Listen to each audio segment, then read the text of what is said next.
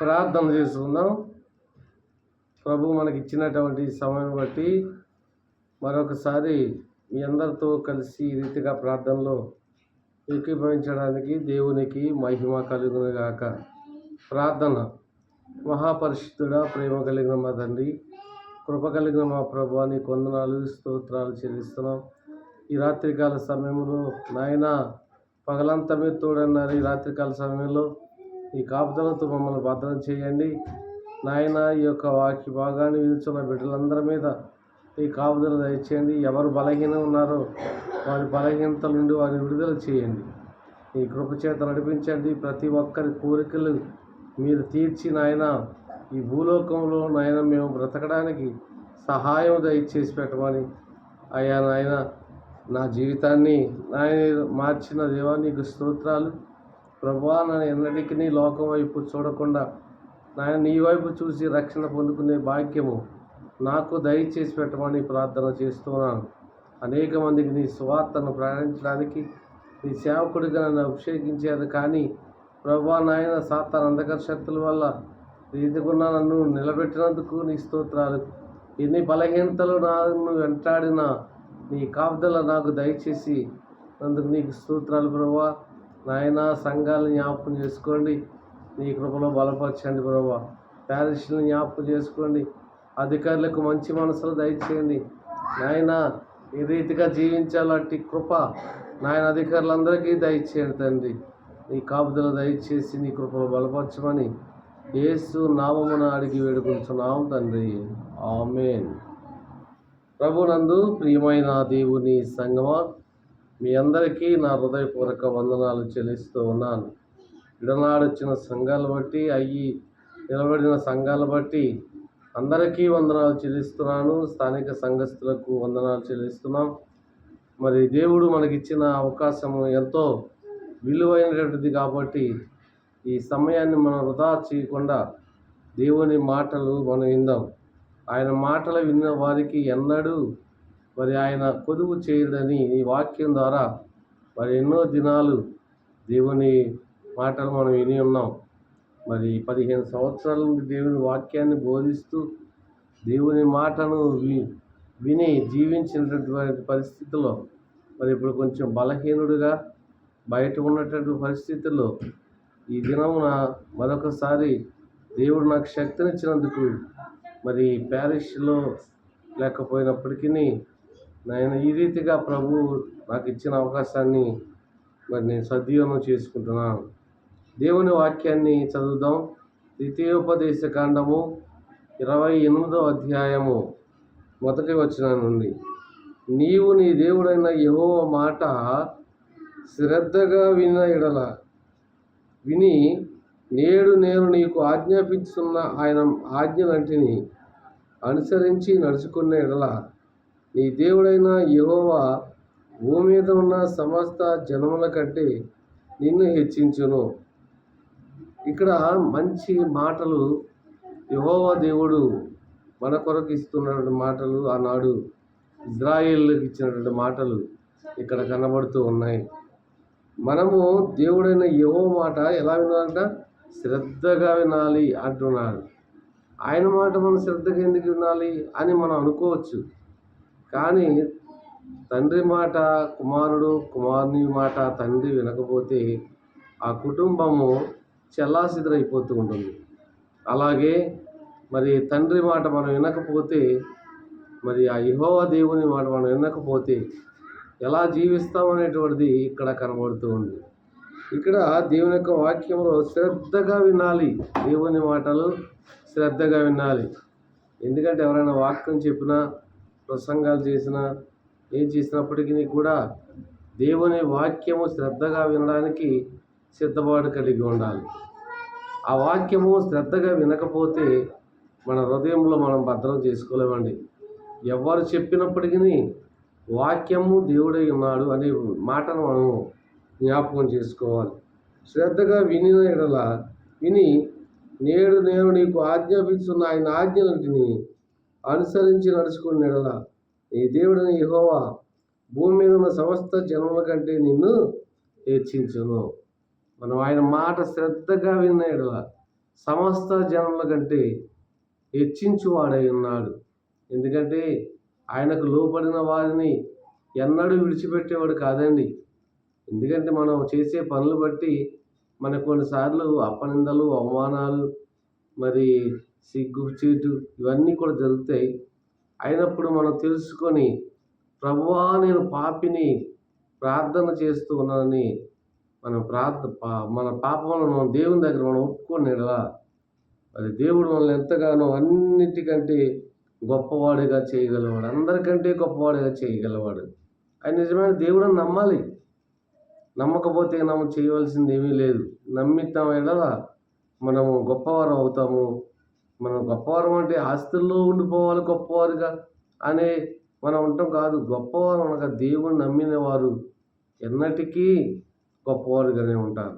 ప్రభువునందు ప్రియమైన ఒకవేళ మనం చేసిన పనులను మనల్ని అవమానపరుస్తున్నారేమో జనం, మనల్ని సిగ్గుపరుస్తున్నారని మనం ఇంకాను మరి బాధపడతాం కాదు. కానీ మనల్ని అవమానపరిచిన వాడిని ఇంకా అవమానపరు అని చెప్పాలి. మనల్ని దోషులు అంటున్న వారిని నువ్వు ఇంకా నన్ను గట్టిగా అనాలి, చాలాసార్లు అనాలి అని మనము అంటూ ఉన్నప్పుడు దేవుడు మన పట్ల కరుణకు చూపేవాడై ఉన్నాడు.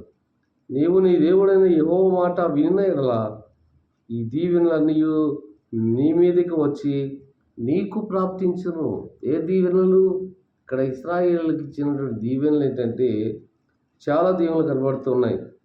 నీవు పట్టణంలో దీవింపబడదువు, పట్టణములో దీవించబడదువు. ఎవరు చూసినా నీకు వందనాలు చేస్తారు, నమస్కారం పెడతారు. ఎందుకంటే పట్టణంలో దీవించబడదు అంటే అదే గొప్ప పేరు తెచ్చుకుంటావు, గొప్ప ప్రసిద్ధులు అవుతావు. ఇక్కడ వాక్యం అంటుంది కదా, పట్టణంలో దీవించబడదువు, పొలములో దీవింపబడదువు. విత్తనాలు వేసినప్పుడు మరి ఆ విత్తనం వేసి నువ్వు ఇంటికాడ పడుకుంటున్నావు, అది ఎలా మొలకెత్తుందో నీకు తెలుసా అండి? అలాగే రోజు వెళ్ళి ఆ చేను దగ్గర మనం చేను చూసుకొని వస్తున్నాం, కానీ అది ఎలా పండుతుందో అనేది ఎవరికి తెలియదు. వరదలు వచ్చినప్పుడు మనం బాధపడతాం, చేలు పోయినాయి బాబోయ్ అని, పంటలు పోయినాయి నాయను అని ఏడుస్తాం. ఏదైనా ఆయన చిత్తం లేనిదే ఏది జరగదు అనేటువంటి విషయాన్ని మనం ఒకసారి జ్ఞాపకం చేసుకుంటూ ఉండాలి. ఆయన చిత్తం లేనిది ఏది జరగదండి. ఇక్కడ వాక్యంలో ఆయన చిత్తం లేనిది ఏది జరగదు. యోబు అని కష్టాలు పడ్డాడంటే ఆయన చిత్తమే. సాతానుడు వచ్చి ఆ యోబు చుట్టూ కంచె వేసావు, ఆ కంచెను తీసివేయి అని అడిగినప్పుడు సరే ఏమైనా చెయ్యి, తన మరణాన్ని మాత్రం, అతని చావును మాత్రం నువ్వు తీయమని చెప్పాడు. అన్ని నాశనం చేసిన యోబు గారు మాత్రం దేవుని మాట ధిక్కరించలేదు. అన్ని సర్వం పోయింది. ఏమండి? మరి అనేక మంది మరి స్నేహితులు వచ్చారు, అనేక రీతులుగా మాట్లాడారు. మన జీవితంలో కూడా మనం నీతిమంతులుగా ఉన్నప్పుడు మన చుట్టూ చాలామంది చేరతారండి. మన చుట్టూ చాలామంది చేరి నీ అంత గొప్పడు ఎవరు లేడు అంటారు. అప్పుడు మనం అయిపోతాం, మనం జేబులో ఉన్నన్ని ఖర్చు పెట్టుకుంటాం. ఏమండి? తర్వాత మనం కృంగిపోతున్నప్పుడు ఎవ్వరూ మన వైపు చూడరు, మనల్ని అవమానపరిచేవారైనా.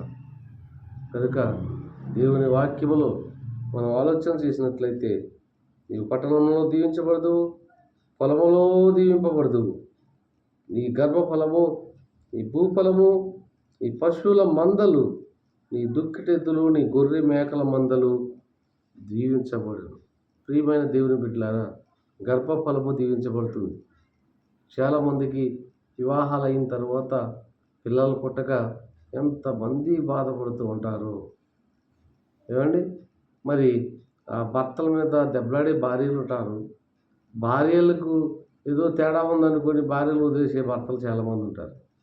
కానీ ఏది ఏమైనప్పటికీ కూడా మరి ఇక్కడ 127, 128 కీర్తనల్లో మనం చూసినప్పుడు గర్భఫలము యెహోవా ఇచ్చు బహుమానమే. అందుచేత ఆ గర్భఫలము దేవుడి ఇవ్వాలి తప్ప మనుషులు కాదు. ప్రియమైన దేవుని బిడ్డలారా, నీ గర్భఫలము, నీ భూఫలము కూడా, నీ పశువుల మందలు, నీ దుక్కుటెద్దులు, నీ గొర్రె మేక మందలు దీవించబడును. ఒకటి కాదు, గర్భఫలం, భూఫలం, పశువుల మందలు, దుక్కిటెద్దులు, గొర్రెమేక మందలు అన్నీ దీవించబడతాయండి. వేసిన ప్రతి మొక్క కూడా మరి అది దేవుని కృపచేతే ఫలిస్తూ ఉంది. మరి ఏది పండిన ఆ చెట్టుకి ఆయన కృపలేంది అది పండదు అనే విషయాన్ని గమనించాలి. చాలామంది సాక్ష్యాలు చెప్తారు.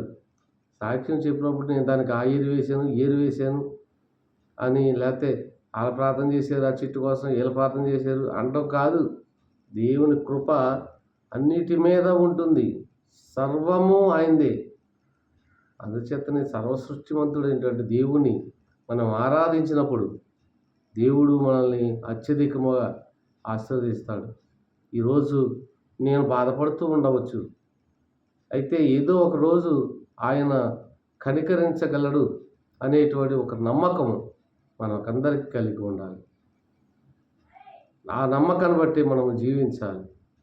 అలాంటి కృపచేత మనమందరము కూడా దేవునికి ఇష్టమైనటువంటి వారిగా జీవించినప్పుడు ఆ పరిశుద్ధాత్మ దేవుడు మనందరినీ కాపాడడానికి ఆయన సిద్ధంగా ఉన్నాడు. ఇక్కడ అంటాడు, నీ గంపయు పిండి పిసుకు నీ తొట్టియు దీవించబడును.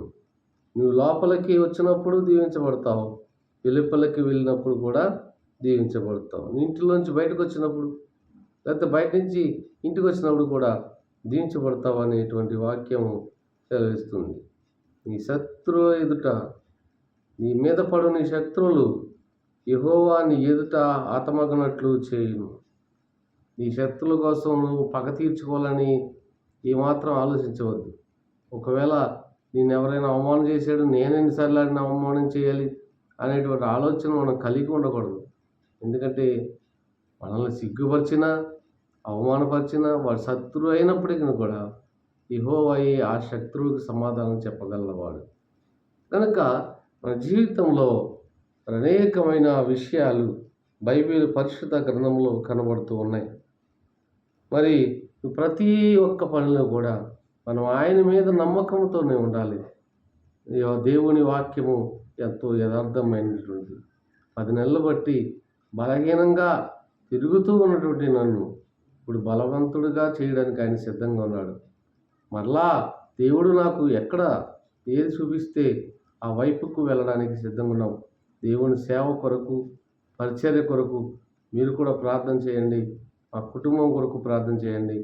అన్ని విధాల సహాయాన్ని దేవుని చేత పొందుకునేలాగున మీరందరూ కూడా ప్రార్థన చేయమని మిమ్మల్ని అందరినీ వేడుకొనుచున్నాను. దేవుడి కొద్ది మాటలను దీవించునుగాక. ఆమేన్, ఆమేన్. వాక్య భాగాన్ని విన్నవారు అందరూ కూడా సబ్స్క్రైబ్ చేసి మరి ఈ రీతిగా ముందు పాల్గొనాలని ప్రభు నామమున మీకు తెలియజేస్తున్నాను. దేవుడు మిమ్మల్ని దీవించునుగాక. ఆమేన్.